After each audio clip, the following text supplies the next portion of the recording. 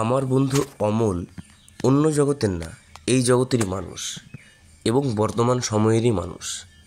তাই তো তার মনের মধ্যে একটা দৃঢ় সংশয় কাজ করে যে সে যে আচরণগুলো তার মধ্যে নিয়ে আসতে চায়, সেই আচরণগুলো কি আদৌ এই সময়ের জন্য পারফেক্ট।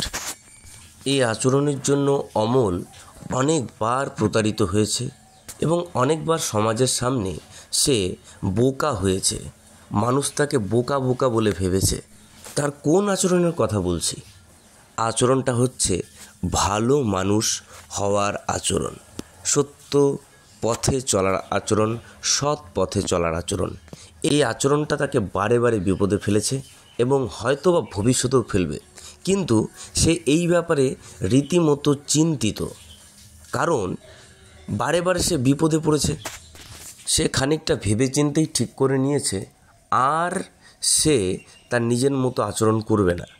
সমাজ যেভাবে তাকে দেখতে চায় সে সেভাবেই আচরণ করবে।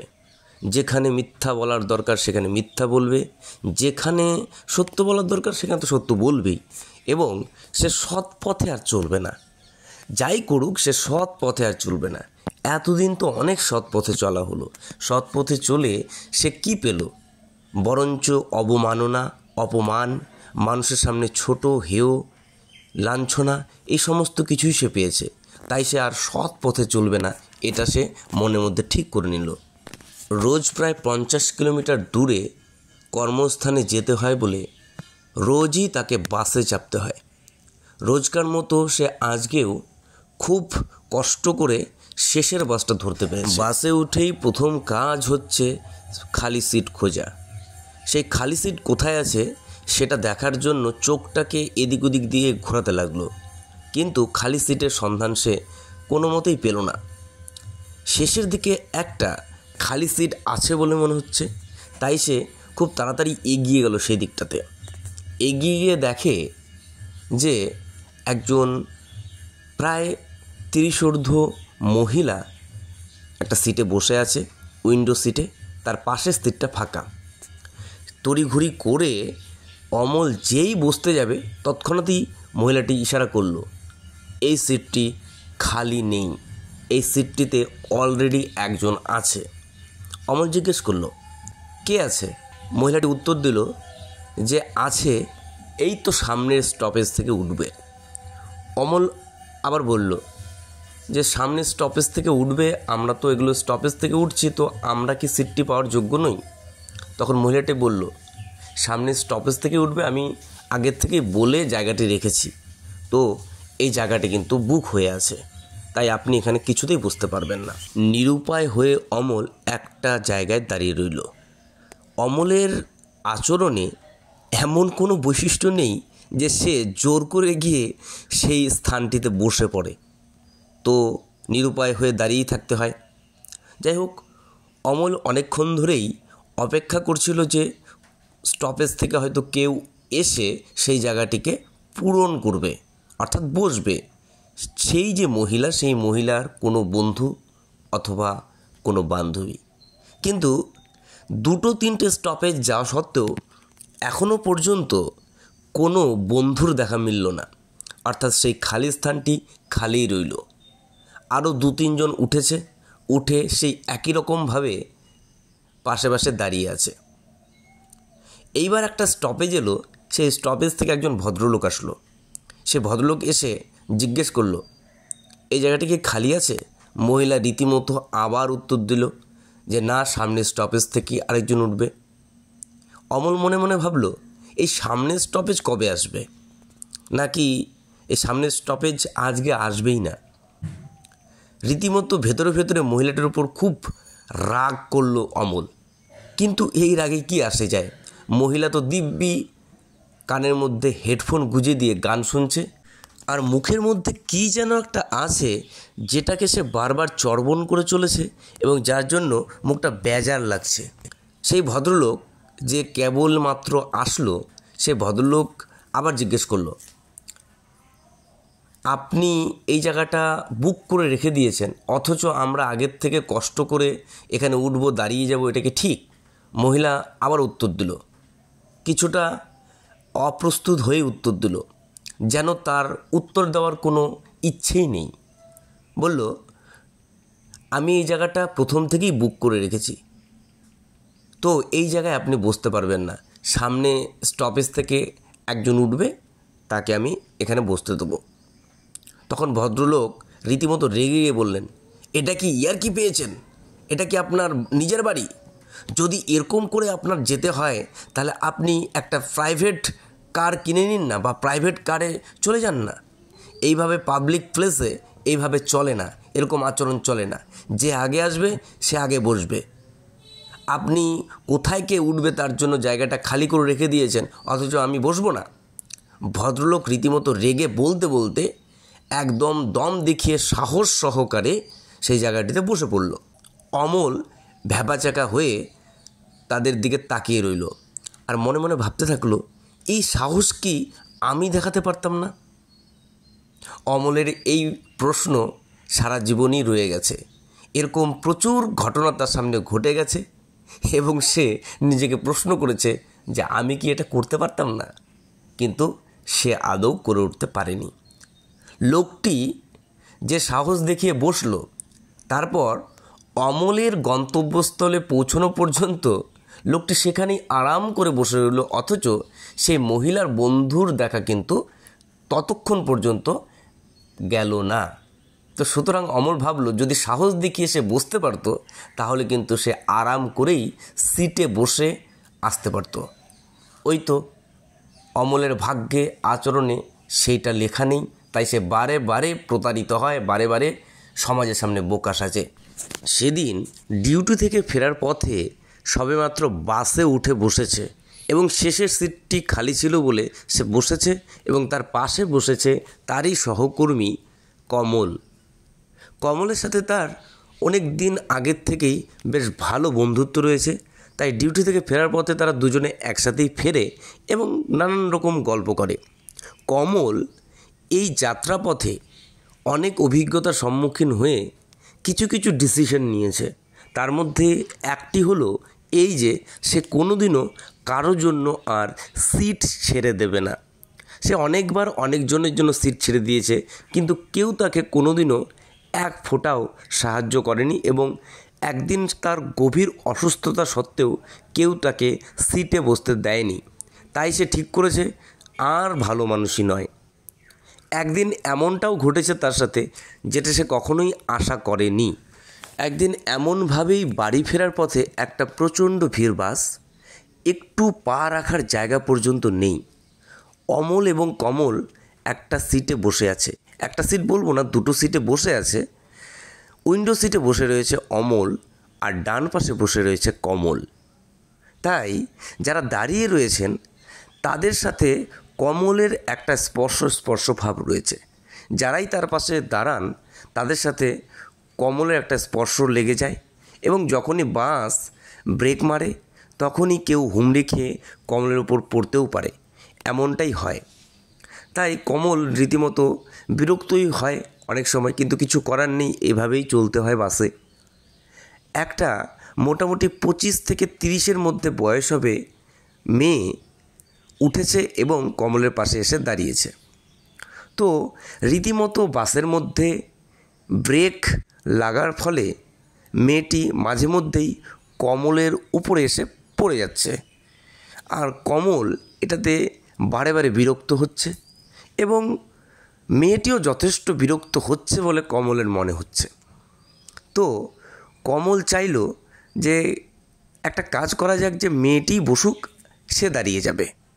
তাই কমল উঠে দাঁড়িয়ে মেয়েটিকে বলল, আপনি এখানে বসুন, আমি দাঁড়াচ্ছি। মেয়েটি কিছুতেই রাজি হলো না। কমল বলল, আপনি বসুন না, আমার অসুবিধে নেই, আমার রোজগার, তাই আমি দাঁড়িয়ে যেতে পারবো, অসুবিধে নেই, আপনি বসুন। কিন্তু মেয়েটি কোনো মতেই রাজি হলো না, এবং এতে সে বিরক্তই বোধ করলো, এবং এমন একটা ভাব করলো যেন কমল কোনো মেয়ে দেখে মেয়ে বলেই তাকে বসতে দিতে চাইছে, এরকম একটা ভাব করলো। তো মেয়েটি কোনো মতেই রাজি হলো না। ভর্তি বাসের সামনে কমল রীতিমতো নিজেকে অপমানিত বোধই করল। তার পাশে বসেছিল অমল। অমলের সামনে সে নিজেকে অপমানিত বোধ করলো। এরপর থেকে সে ঠিক করলো সে আর কোনোদিনও কাউকে যেচে বসতে তো দেবে না। যদি কেউ নিজের থেকে চায় তাহলে সে তো আর অন্যের মতো অমানবিক নয়, সেক্ষেত্রে সে ভেবে দেখতে পারে, কিন্তু নিজের থেকে আর কখনো না, অর্থাৎ নৈব নৈব চ। আজকেও মোটামুটি ভিড় রয়েছে, এরকমটা প্রতিদিনই হয়। ফেরার পথে যথেষ্ট ভিড় হয় এবং অনেকে দাঁড়িয়ে যায়। খুব ভাগ্য থাকলে তবেই সিট পাওয়া যায়। আজকে অমল এবং কমলের দুজনেরই ভাগ্যে শিখে ছেড়েছে, তাই তারা প্রথম থেকেই বসতে পেরেছে। বাসটা ছিল একটা সরকারি বাস এবং রীতিমতো টিকিট কেটেই এই বাসে চড়তে হয়। টিকিট যদি না কেটে কোনো যাত্রী যায় তাহলে তার জরিমানা হওয়ার একটা সুযোগ রয়েছে এবং জরিমানা হয়ও। অমল তার এই দীর্ঘ যাত্রার জীবনে, অর্থাৎ এই পথে যাত্রার জীবনে যতদিন বাসে উঠেছে ততদিন পর্যন্ত সরকারি বাসে সে টিকিট কেটেই গেছে, অর্থাৎ কখনো সে বেনিয়ম করেনি। এখানে একটা গোপন জিনিস লুকিয়ে রয়েছে। দৈনিক যারা যাত্রী, অর্থাৎ বিভিন্ন কাজে টাজে বিভিন্ন সূত্রে যারা দৈনিক যাতায়াত করে, তারা এই সরকারি বাসগুলোতে টিকিট কাটে না। টিকিট কাটার পরিবর্তে তারা যেটা ভাড়া হয় তার থেকে অর্ধেকেরও কম টাকা দিয়ে তারা টিকিট নেয় না। এর ফলে বাসের যে কন্ডাক্টর তার একটা লাভ হয়ে যায়, টিকিট না কাটতে হলে সেই টাকাটা তার পকেটে চলে যায়। সুতরাং এই যে পলিসি, এই পলিসিতে কিন্তু বেশিরভাগ যাত্রী চলে। কিন্তু এই যে বেনিয়ম, এই বেনিয়ম আজ পর্যন্ত অমল কোনোদিনও করেনি। কিন্তু কমল এইভাবেই চলে এবং এটা করতে সে ভালোবাসে, এনজয় করে। যতটা কমানো যায়, যতটা কম দেওয়া যায় সেটা কমল করতে চায় এবং করেও। কিন্তু অমল এই পথে কোনোদিনও হাঁটেনি, কিন্তু আজ সে ঠিক করেছে আজ সে এই নিয়ম ভাঙবে। কারণ সে আর ভালো থাকতে চাইছে না, তার মধ্যে এখন সহ্য ক্ষমতা আর নেই। সে চাইছে এই নিয়ম ভেঙে নিজেকে একটু ইমপ্রুভ করা যাক। আর কেন সে বোকা থাকবে, সবাই তো করছে, তো সে কেন করবে না? তাই সে আজকে টিকিট নিল না।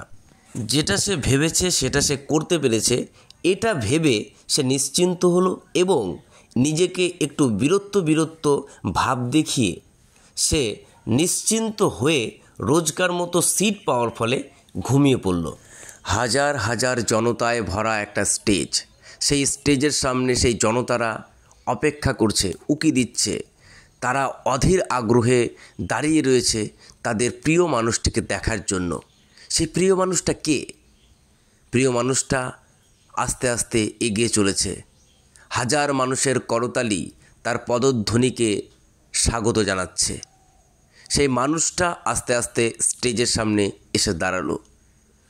আর মানুষ কত আনন্দে তার দিকে তাকিয়ে রইল, চিৎকার করলো, কেউ সিটি মারলো, কেউ হাততালি দিল, আর জোরে জোরে চিৎকার করে বলতে লাগলো, Amal, Amal, I love you, Amal, আমি তোমাকে ভালোবাসি।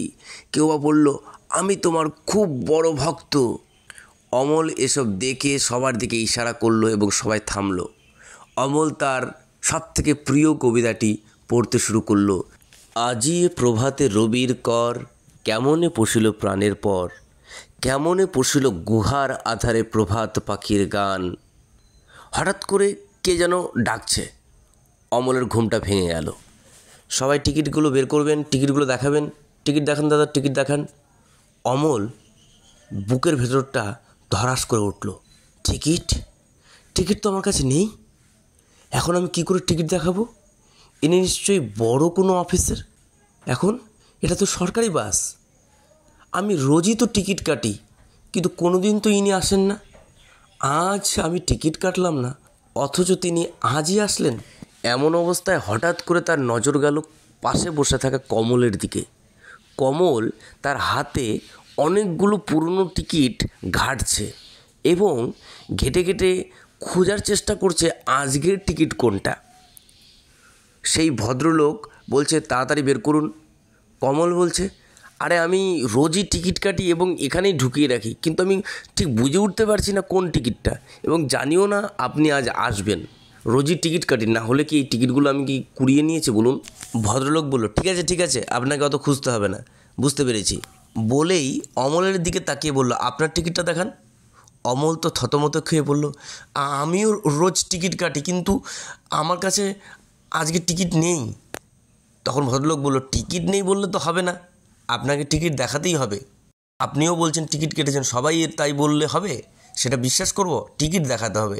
যদি টিকিট না দেখান তাহলে আপনাকে জরিমানা করা হবে, সেই জরিমানা আপনাকে দিতে হবে। অমল তো টিকিট দেখাতে পারেনি, তার পরিবর্তে তাকে জরিমানা দিতে হলো এবং সে জরিমানা দিল। কমলকে জরিমানাও দিতে হলো না। অথচ ভাগ্যের পরিহাস কি বলে, কমল রোজই এরকম করে চলে, কিন্তু কমল কিন্তু ধরা পড়ল না। কিন্তু অমল কোনো দিনও টিকিট ছাড়া চলে না, অথচ সে আজই একদিন একটা সময়ের জন্য টিকিট কাটলো না, অথচ সে আজই ধরা পড়ল। বন্ধুরা, আজকে তোমরা শুনলে গল্প টিকিট চুরি। গল্পের লেখক আমি পাপনশীল এবং পাঠ করলাম আমি পাপনশীল। তোমাদের কেমন লাগলো তা কমেন্ট করে অবশ্যই জানাও এবং আগামী ভিডিওতে তোমাদের সাথে আবার দেখা হচ্ছে।